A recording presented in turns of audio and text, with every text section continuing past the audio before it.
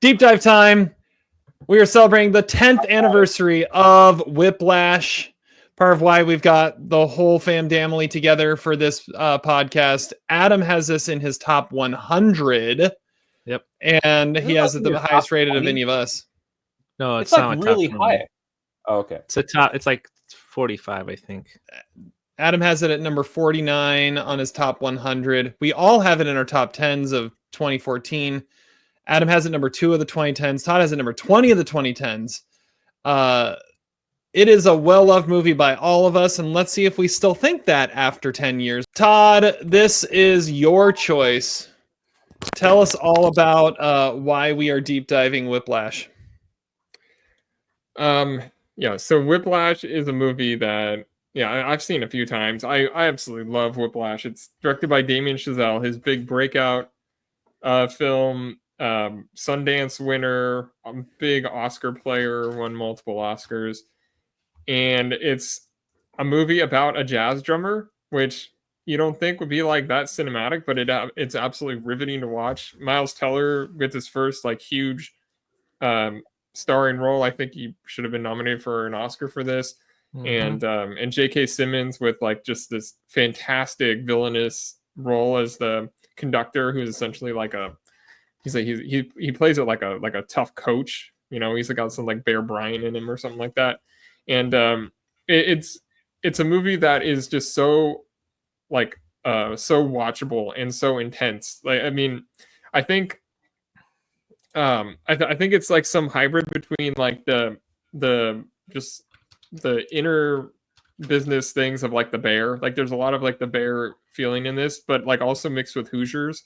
Because I mean, what Fletcher essentially does is like break down his students so he can build them back up like stronger than before. I mean, and because this essentially is a sports movie, and I think it's fantastic. The characters, like there aren't that many like significant characters, but the ones that are portrayed are amazing, and it just shows that even like a kid in his 20s making a movie about jazz, you can if you're good enough at doing your craft, that you absolutely can make it big, because he was winning an Oscar just a few years later.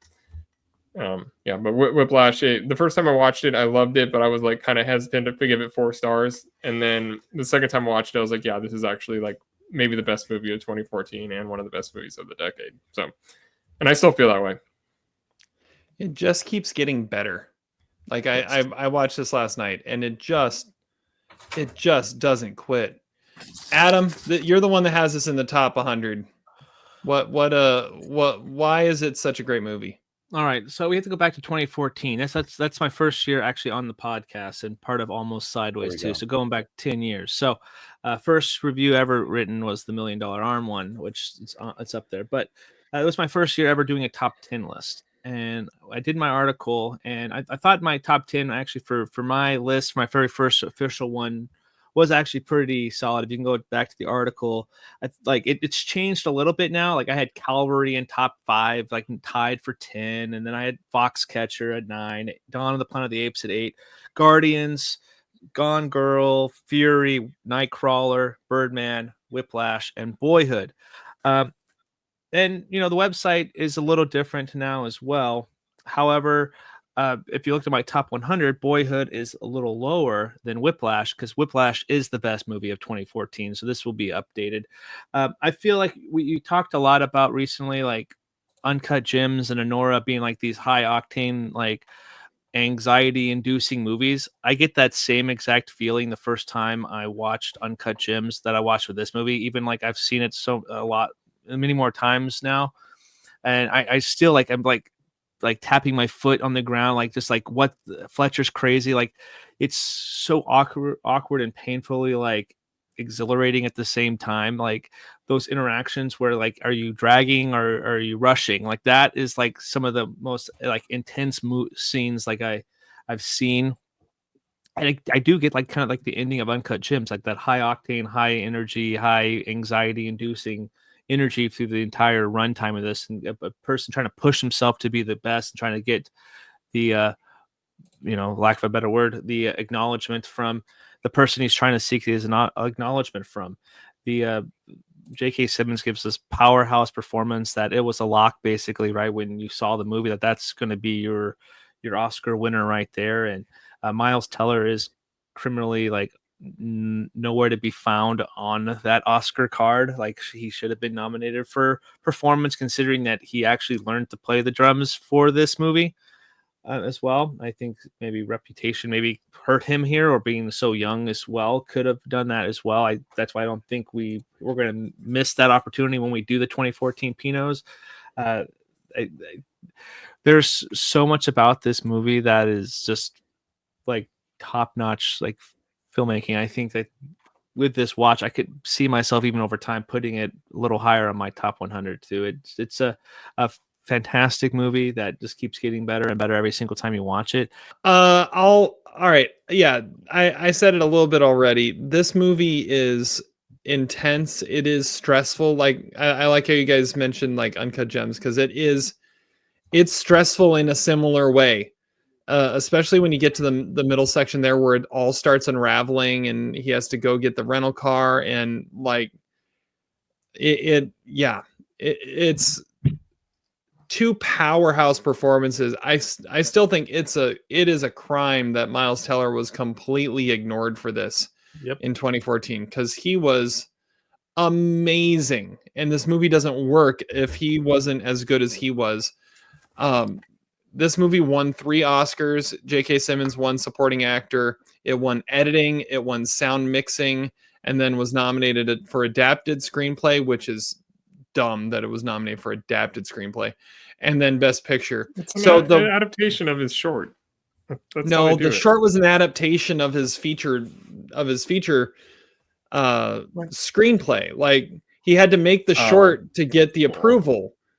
So I feel like I remember it was somewhat controversial at the time, and it should have been. It was an original screenplay that he had to make the short to get the backing to actually make it.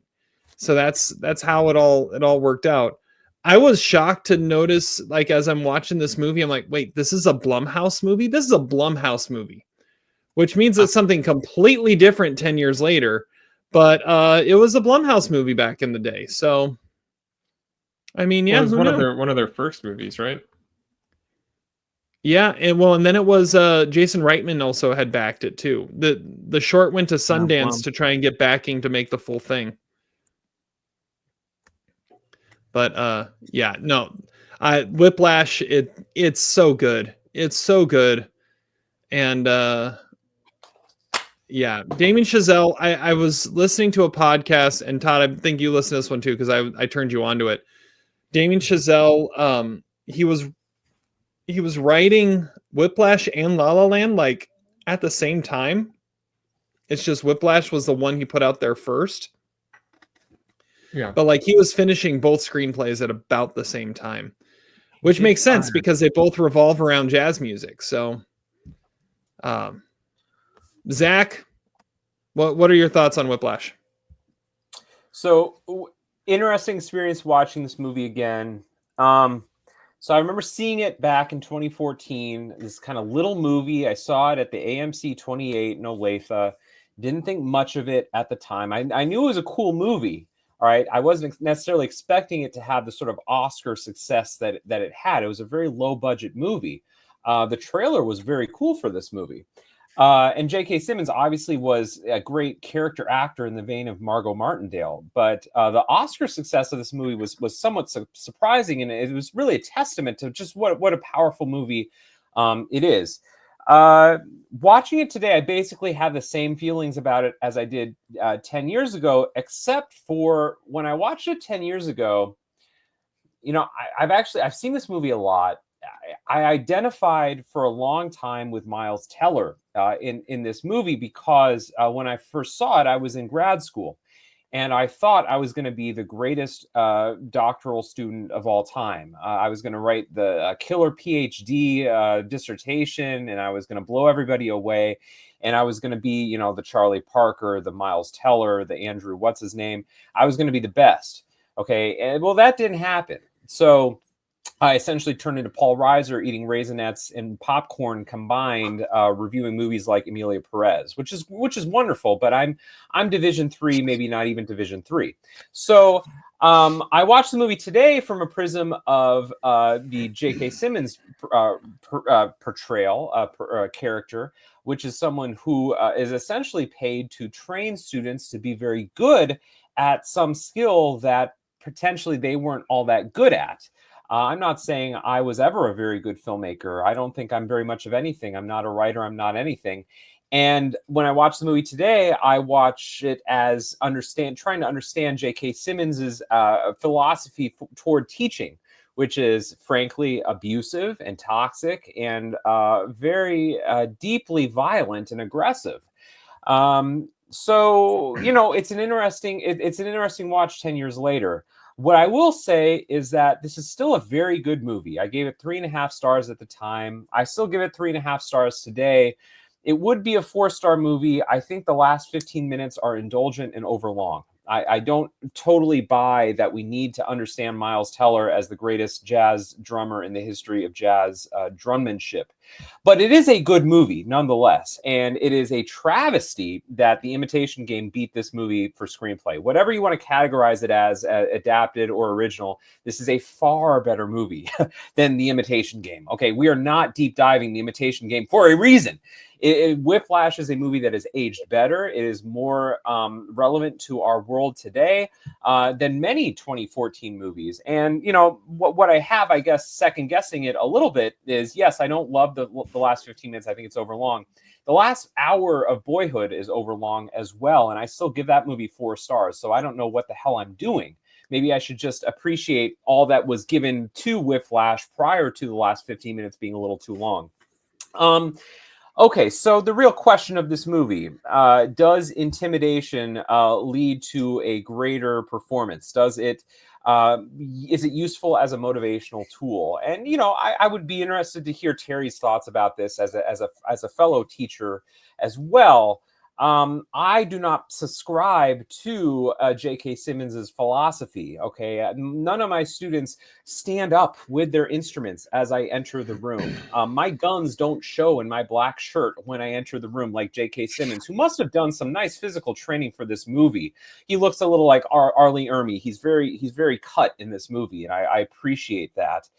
That at the same time, the movie is, I think, strategically ambiguous when it comes to deciding whether his philosophy of teaching is effective or not, because by the end of the movie, Andrew Naiman is the greatest jazz musician who's ever lived. And I think Damien Chazelle wants to make that point spread out through 15 minutes in this overlong last sequence. It's a good movie. It's a very good movie. I like it a lot. I wouldn't put it in my top 100, but I would say that, like Adam putting it in his top list, it is a fantastically entertaining movie, and that has aged particularly well, in part because it's on Netflix. It's a very bro movie. I wish it had more female characters. I wish it wasn't. It wasn't blasé about possibly subscribing to J.K. Simmons's toxic mentality, but this is also a pre-Trump world that this movie was released in. It's a very good movie. I'm intrigued by the JVC concert. Is that named for the JVC VHS players that came out in the JVC cameras? I'm not sure, but I like the movie as it is. I have it. I don't know where I have it, but maybe it's a better movie than Boyhood. I'm not sure, but I'm glad we chose it. And I'm a big fan of Baked Alaska. Screw, the J.K. Simmons. Baked Alaska is a delicious dessert dish that you can serve cold or hot, and it's a fine movie. I thoroughly enjoy it. So there we go. But I don't know. So the last 15 minutes are exhilarating to watch, and it's like I don't think you need to think that he's the best jazz musician or the best jazz drummer ever or whatever. I think what you need to know is that he has overcome a hurdle in his mind, and he has now unlocked something in him that he didn't think he could. And he was looking for approval the entire time from a father figure, which is Fletcher, because his actual father doesn't care about his drumming. So he was looking for that approval, and he finally got it. And it was just like a smile and a nod. And that's enough to make you make that entire thing worth it, which is an amazing sequence and like an amazing solo, the way that Bird became Bird or whatever. I don't think that reading the movie as like a thing about abusive teachers is really the way to do it. Like I said, it's like a sports movie. I remember when The Novice came out, we were talking to Adam and we were like, this is like the most Adam movie ever. It's just like Whiplash, because Whiplash is a sports movie, and Fletcher is a coach, and he uses a lot of tactics that a coach would use in order to get the best out of his players, and that's what he does. I don't look at him as much as a teacher as I do a coach. Yeah, when I look at Fletcher in this, one of the characters I thought of Captain Sobel in Band of Brothers. That one that tries to get more out of you by making you hate him. And the resentment builds up a camaraderie and makes you better. The philosophical conversation that Fletcher has with Andrew, I think, is fascinating, because I think and it goes to what Zach was asking too. Like, is this something that is good, or does it work, or anything like that? I don't do anything like that, but I think what it's also showing is that works for some. Like that, when you have someone like Andrew who has that drive, being pushed in that way was what he needed, and other people, it destroys them. And I totally understand the philosophy he's coming from, but Todd, you mentioned coach too, right? I mean, this is Bob Knight, right? Is the abuse that you take to become greater worth it? And or is it okay to be less than your top potential, but not be like emotionally scarred for the rest of your life? It's a fine line. Those are good questions. Here's the thing that I also kind of fell on, which is why I'm still at 3.5, not 4. I think Fletcher is by far the more interesting character than Naaman. I wish the movie had just been about J.K. Simmons. He is one of the most fascinating characters of the last 15 years or whatever, right? I mean, he won an Oscar for this movie for obvious reasons. He's tremendous in the movie. Is he a great musician? Probably not. Like, he's not even that good at the piano.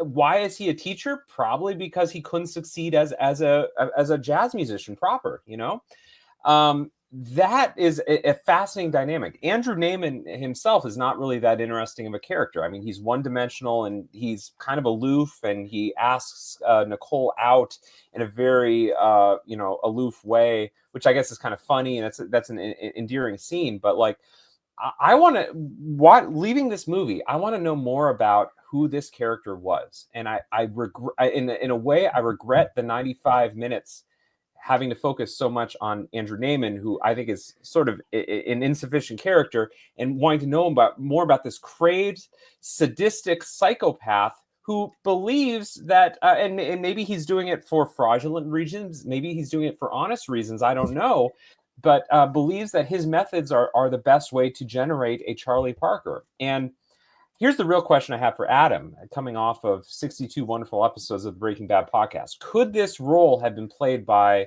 Bryan Cranston and Aaron Paul? I mean, is there a little bit of Heisenberg in Fletcher? Because I think there definitely is, besides the baldness. Well, funny that you said that, because on our recasting coming up in a little bit, he was one of the names I floated out. I'm going to float out there for Fletcher. So I don't think Jesse could be a Naaman. So I think this was maybe the third or fourth time I watched it this week. I watched it once in theaters. I watched it once to show my wife when it came out, and I have that Blu-ray that you guys were showing also. I just don't have it with me right now. But I have to mention, because if I get a chance to, I will. The first time I watched this, I was at Fox Tower in Portland, and it was part one of my quadruple feature in December of 2014, where I watched Whiplash, Birdman, The Imitation Game, and Foxcatcher back to back Wow. one day. Wow. 8 hours, 10 hours. Mm-hmm. It was a long day. It was a long day, but it was worth it. But this was part 1. I think it was in that order. It was something like that. It started with a banger, it ended with a banger.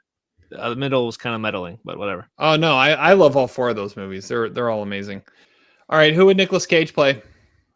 Fletcher. I think Fletcher is a solid conclusion. Andrew's dad, I guess. No, I thought of a better one. I thought of a funny one. Back down. So, Do you remember when My tempo. I think it would be funny just to have Nicolas Cage as Buddy Rich on the CD covers and on the the posters. Yeah. That's the answer. I love it. Does 90s Giamatti have a role in this movie? He does. There was a role credited as technician, and so that fits the 90s Giamatti thing. I said 90s Giamatti would be the director of the other band. Yeah. What's the other band? Andrew's NASA first band. Oh yeah. The NASA band. Yeah, the other teacher. The JV squad. Yeah, the JV squad. Yeah, I like Fletcher comes in. I like that as Giamatti as well. That's a good pick. I think I thought you were talking like it was like Battle of the Bands, like another one of the bands that was at the at the competition or something. I just wrote down other director. That's Conductor. Yeah. Conductor. I had Metz. I think he could be a sad sack. He's like the fact that he doesn't know that's my tempo. Yeah, that guy. Or it could be the guy who walks in. He's like, "Hey, move it, mini me," or like, "I can still see you," or whatever. He's like yelling at him. He just walks in and he's just like, "Get out of here!" I still see you, mini me. Yeah, I have lots of thoughts about mini me. We should get to the minor character award. We'll get there. Who do you have anyone for the MDB? Okay. Oh, can I just kick it off? Because go for it, Adam. All right. God damn it, I messed up. Margaret Martindale. I had Margot. Whatever. Margaret. I didn't realize Margaret. Is her name Hold on, let me try Margaret? one more time. Maker's Mark. Okay, I did say it right. Okay. Yeah. Maker's Mark. Anyway, I had it wouldn't be Andrew's dad, it would be Andrew's mom because you would have, Yes. Okay. I Easy. agree with that. Because she would probably put Raisinets and popcorn together. Correct. Or it could be the lady who says, "No, you got to call the cabs here." That lady who when he gets off the bus. That's the choice. That's the Beth Grant role though. That's not the Margot Martindale. That's more of a Beth Grant. I agree. The Dale Dickey performance is the truck driver that hits him. He's like, "No, you got to stay here. You got to stay." That's what I had too for Dale Dickey. The truck driver. Yes, and then Beth Grant. I have. I go truck driving school. Yeah, Aunt Emma is whose parents to the JV, the District 3 football players. Highest WAR besides Sean Casey, Todd. I mean, I'll take J.K. Simmons. Like that's the one.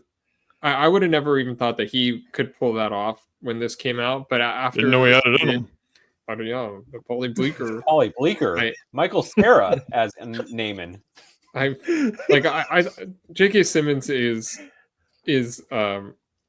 possessed in this movie, and it's amazing to watch. And yeah, like Zach said earlier, like I could watch a whole movie about that character, but like him interacting with Neiman is amazing to watch. And there's a reason why he won supporting actor. Like I don't think anybody was even close. Like in any other year, that would have been Ethan Hawke's award. And but he never stood a chance because J.K. Simmons steamrolled everybody because he was perfect in this movie. I read a stat on IMDb that Ethan Hawke spent 12 years playing his role as dad in Boyhood, and J.K. Simmons spent 19 days playing the role as Fletcher. That it's quite a discrepancy.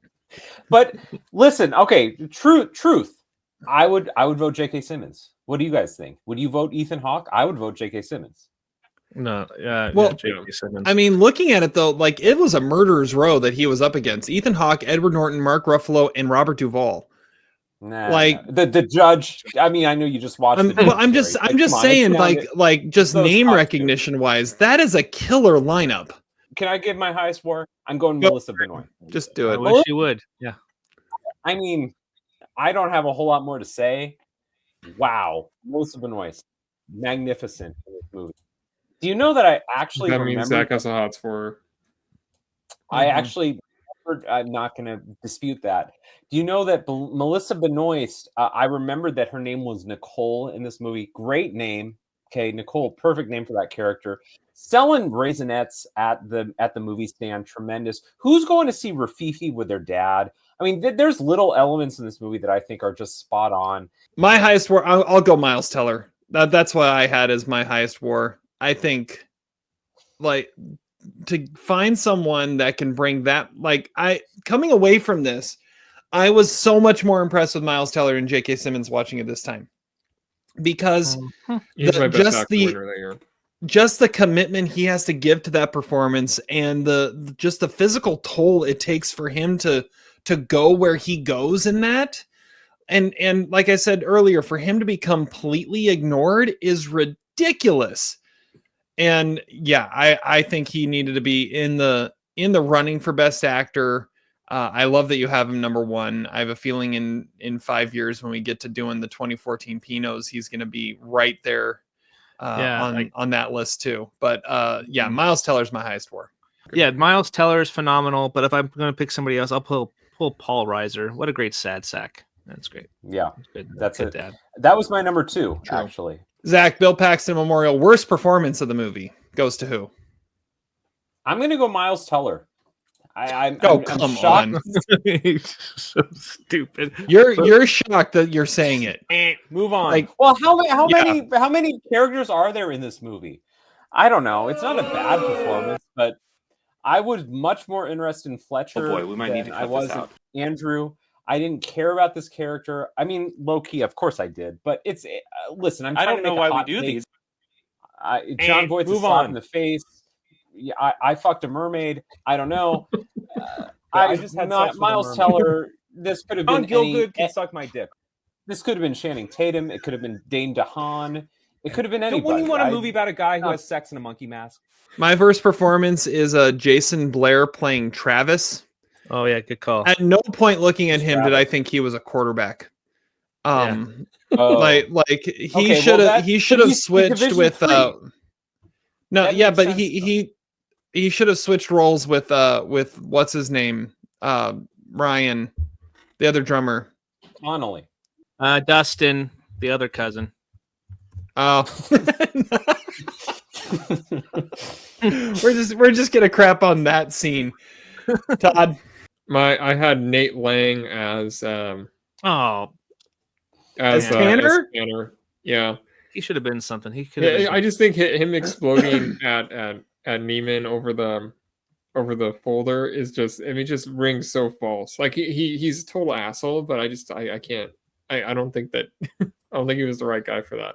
Amazing Larry, Big Tim, High Roller, minor character. Not gonna lie, I've written down Tanner. Well done, Todd. I didn't say he was a bad character. I said he's also a douchebag. He is a douchebag, but yeah, he's just, I don't know, he's just an interesting dude, and the fact that he just has to sit there and watch whatever's happening to Neiman is pretty. He's just there and passively watching, and then the whole thing with the folder is great. My Charlie Duke, Take a Taker, movie maker, is dad for giving him a Christmas present of a drum kit in the flashback scenes that we see. Because if he didn't do that, then none of this would have happened. And my Matt Damon, what movie are you in? Oh, it's Elmer Fudd. Mets, like he doesn't like you're go like it, I feel like it's the kicker from Waterboy. You're just going down the line, yeah, that's my bitch. That was his fourth chair. It wasn't even like he was in the band, and he Adam, Minor character triumvirate. Tanner. I'm not joking. It's actually I had Tanner down too. Nice. A movie maker. It was also his dad. Because he's a sad sack. He just kind of wants to get out of his dad's shadow, make something of himself. So, and his mom also too, I guess, would be up in there as well. Andrew's mom and dad. Matt Damon, what movie are you in? Just for this one scene. Connolly. Yeah, what's up? Yeah. Perfect timing.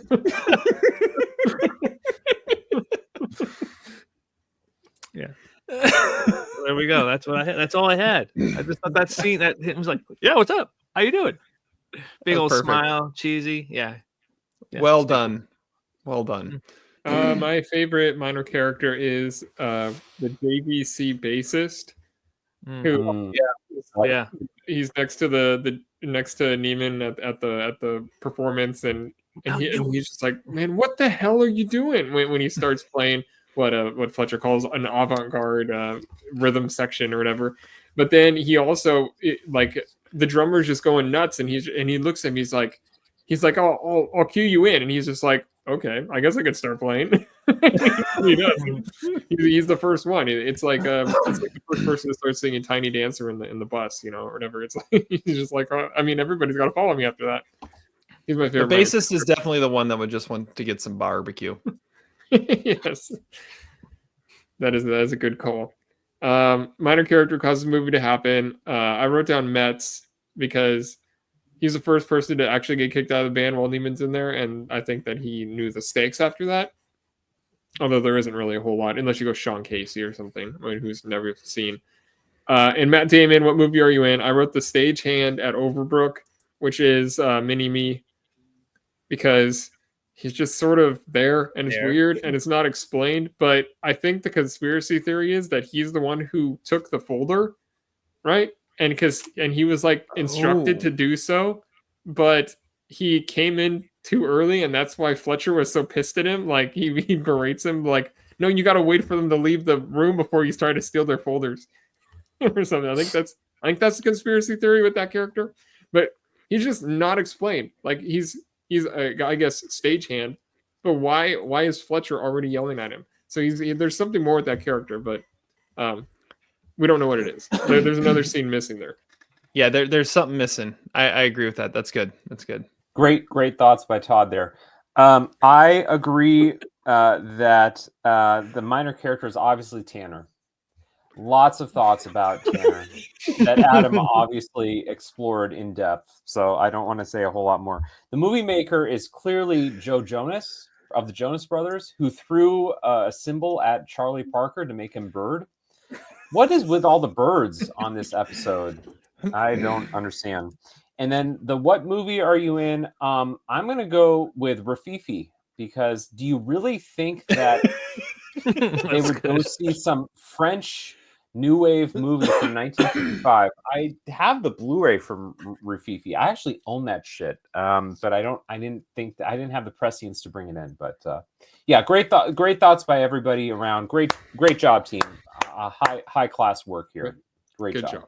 Tripod of depravity. Stickman, douchebag, and most punchable face. Stickman is Connolly, because he's totally getting it in with that chick brushing her hair back and everything. Pretty sure Connolly is gay, but okay. No, it was Tanner. And then a douchebag, it's got to go Uncle Frank, because it's Uncle Frank. There. Punchable face could be Rafifi, but I'm probably going to go with Dustin or Travis. Yeah, that's a good call. All right. Travis is a low-key douchebag in this movie. They probably both are. Todd.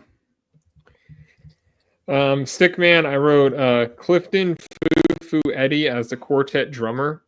Because I don't know. I just speculation, probably. My douchebag, I wrote down Greg. I'm not sure who that is. I was trying to figure out what it is, but he says at one point, or someone says about him, kid's a dick. Someone says that about him. I just don't remember the scene now. I wrote that down though. So I think kid's a dick, douchebag. Sure. Well, that was it was I don't know. Somebody had said some shit to Neiman, and then the next scene they're like, yeah, don't worry about him, kid's a dick or something. Most punchable face, I have Erickson, because he was the one who was out of tune, and he's got like long punchable face hair. So yeah, I also had Erickson as my punchable face as well. I was sort of thinking this is we've already mentioned this movie. Everybody wants some moment because that guy looks like he's 34 years old. He looks quite old for this cast. How old does the Schaefer School of Music accept students into their program? Was one of my conspiracy theory questions about this movie. I mean, it could be anybody, right? Anybody could get into college. All right, my stick man. I'm going along with. Oh wait, no, Zach, it's still you. What do you got for the rest? No, I wanted to hear your stick man first, Terry. Okay, so I can, my stick man. Yeah. No, my stick man. I'm going along with Todd on his a little bit here. I just said the rest of Fletcher's quartet from the jazz scene, from the jazz club.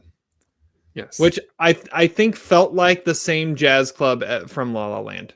Like he walks in, I'm like, this feels very familiar. My douchebag is Connolly. My most punchable face is Paul Reiser. I mean, he gets someone smacks him in the back of the head at the movie theater because he was sitting in his chair, and he turns that around was and my says, sorry. douchebag. But he turns around and says sorry, and like, no, I mean, you're just you need to be punched. That's like the true spirit of the award is Robert Forster would look at him and say, I'm gonna punch you, and yeah, that's what would happen. I know, because there was like an aisle behind them. It wasn't even like seats right behind him. Mm-hmm. Yeah. Okay, my stickman of the movie is JVC. Great competition, great video cassette maker. My douchebag of the movie is Morton Tildum, as I already said. And my punchable face is Erickson. Now, I don't really remember who Erickson is, but I think you guys mentioned him a few minutes ago. And I wrote down, when you mentioned it, I wrote down Erickson because I agreed with it at the point that you made that point. Great point there, Todd. That's a MVP. I mean, I wrote down 5 like absolute killer scenes. I really like the scene where Neiman has drinks with Fletcher. Mm-hmm. And you get a lot revealed in that scene, and you get to understand Fletcher a lot more, and you kind of understand where both of them are coming from, because they both sort of reveal things, but they're also not saying things that they obviously know about the other person. And it's just a really complicated scene, and just really well done, and the most scaled back the movie gets in the entire thing. And I love that scene. It's a great call. That's a really good one. Zach? That was my best scene too. Great scene. I think you reach that point of the movie, and what's great about that scene, I remember in 2014, I wasn't expecting that scene. Like, I thought the movie kind of reached a climax a little bit with the fact that he was kicked out of the school. I was not expecting him to have some sort of reunification with Fletcher ever again. That scene summarizes the whole thesis of the movie, which is that you start understanding that Fletcher is not a musician. He is someone who is there to motivate people, or at least that's what he perceives his purpose to be. And he takes no sort of grace in his musical abilities. He is there to say, I am there to motivate you to be the next Charlie Parker. And the movie lays itself there bare in a way that sometimes in movies it is on the nose, but in that scene, that is brilliant and way better than anything Morton Tildum could have ever written. And that is a scene that should have won Best Adapted Screenplay at the Oscars. So I agree with you, Todd. That's my favorite scene in the movie too.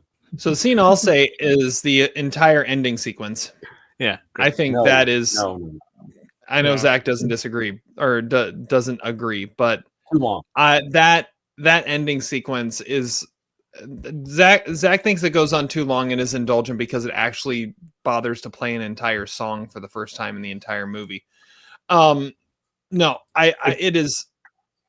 it's exhilarating. It gives you everything you need and shows, and it's the final moment of all of it. And just to get that one little look on Fletcher's face in the final moment, not even his whole face, just the eyes, like that's all you need. And it's such a well shot scene. It is such a well done scene. And my word, Miles Teller can play the drums.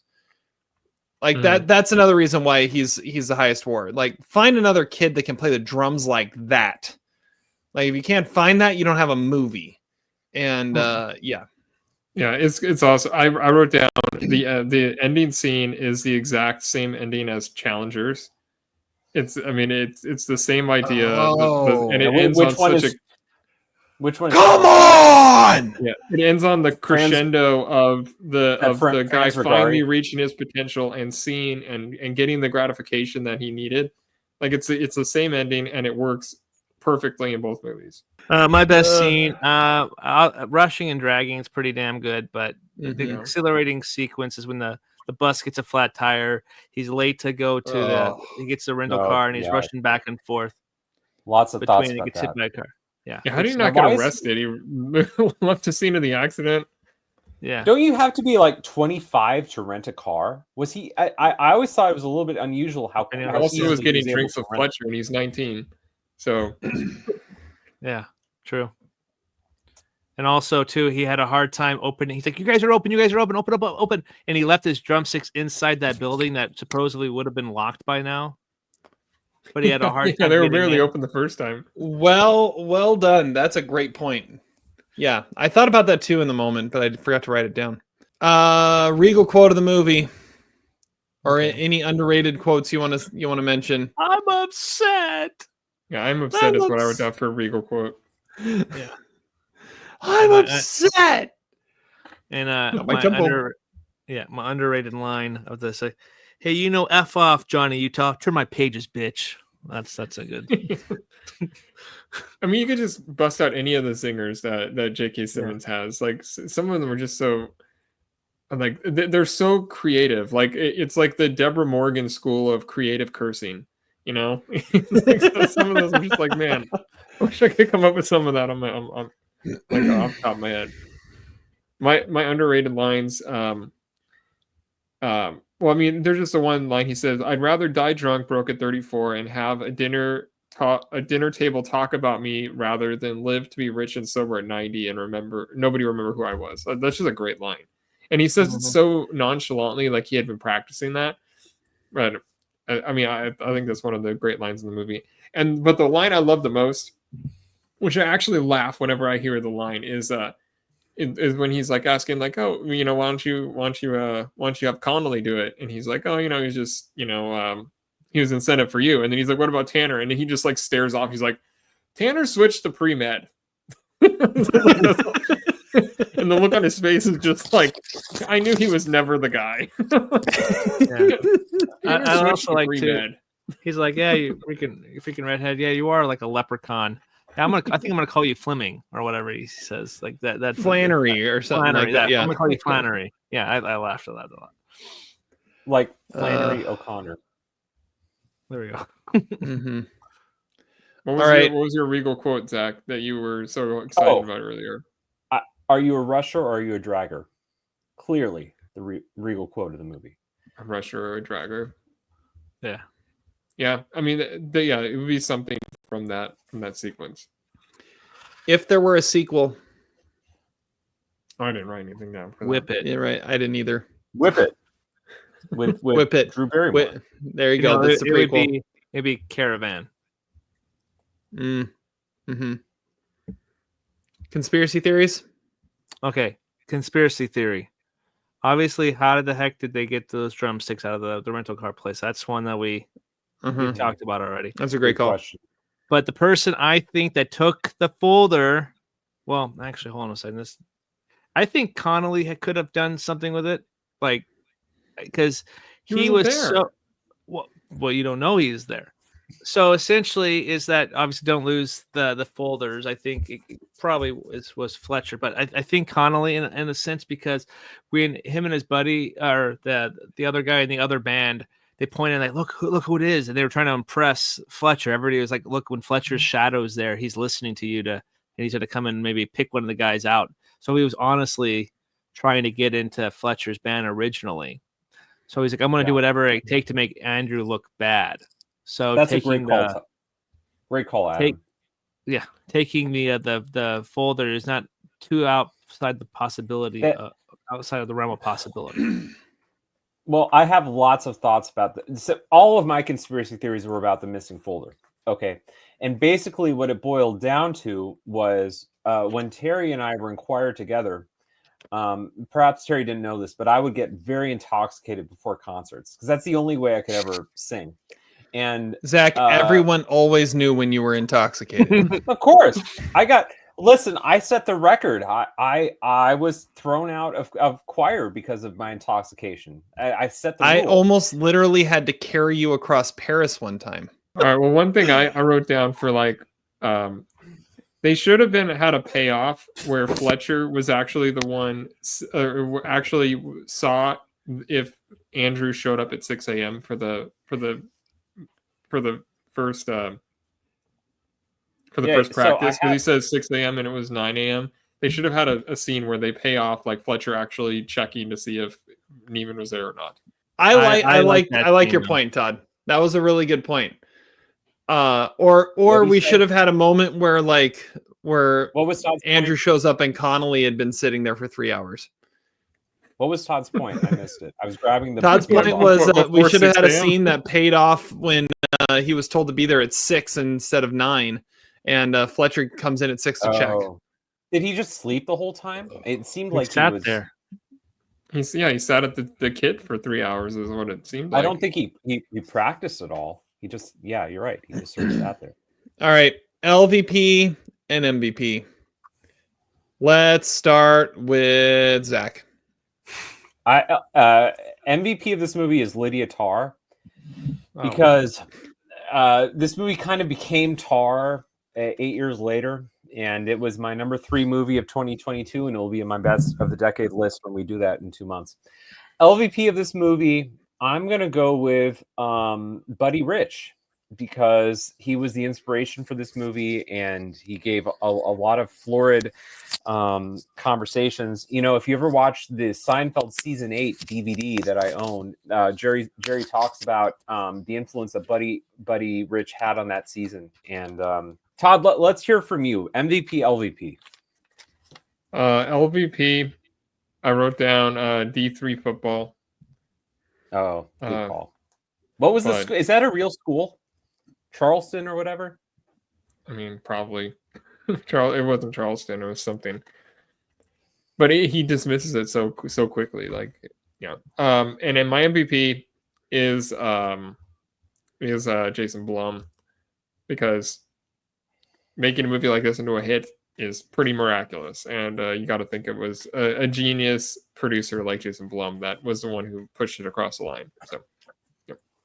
LVP is cowbell. More cowbell. This is cowbell. And MVP is I think Damien Chazelle was showing his like mastermind like this. He's made some banger of movies, so okay, he's really good. Damien Chazelle, born in Rhode Island. There we go. Oh, big things do come in small packages. All right, my LVP is public transportation, because I mean, tire blows on a bus. They don't send another bus. They just park and say, if you called a cab, well, there's one there, but we're not going to provide them. Like that's just dumb. That's just bad work for the public transportation system. And my MVP leads into my quote of the day, so it's a good thing I'm going last on this. My MVP is jazz, and I think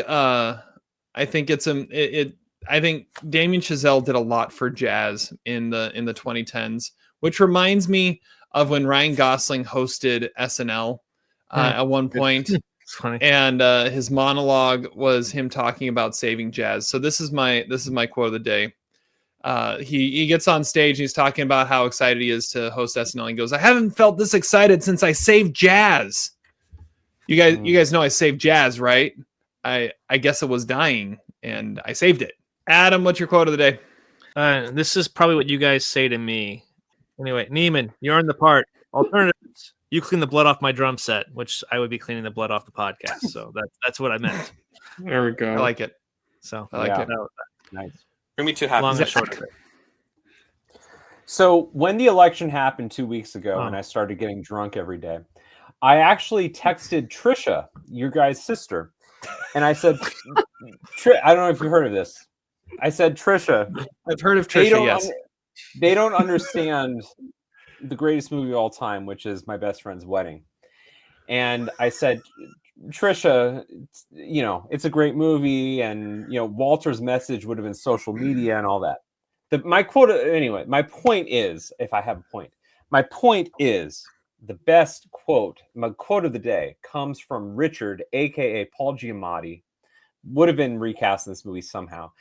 And he says in My Best Friend's Wedding, low-key my number one movie of all time, this too shall pass. Great scene, great movie, great line. I believe it's from Lincoln. Yes, I like it. There we go. What? And he smokes a cigarette. Okay, my quote comes from Andrew Neiman, and it's after Fletcher says that Connolly did a great job.